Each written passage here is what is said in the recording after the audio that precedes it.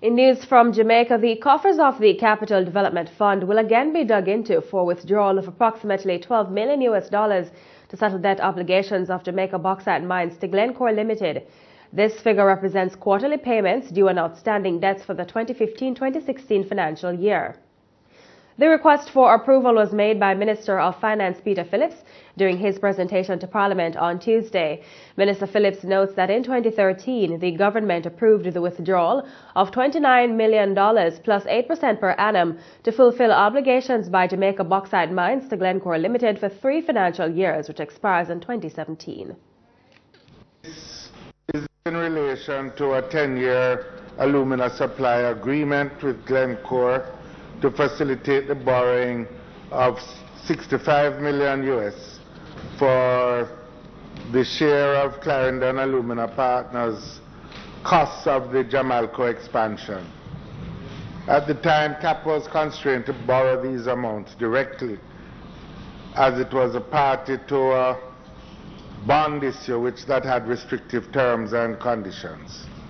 Jamaica Bauxite Mines, I think the history is known, had extreme difficulty in meeting the obligations under the alumina supply contract and failed to supply some 255,000 tons of alumina to Glencore by December 2012. When the supply contract ended, Jamaica Bauxite Mines' debt to Glencore was some $33 million.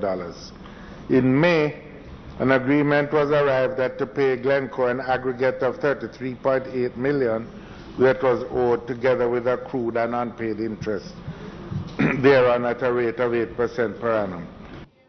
The finance minister says the first payment of the amount was made in November 2013, with quarterly payments of at least $3 million thereafter being made at the end of the months of January, April, July, and October, starting in April 2014. The payments are to be made from semi-annual withdrawals from the Capital Development Fund, established pursuant to Section 12(1) of the Bauxite Production Levy Act, pursuant to the Order of Parliament. It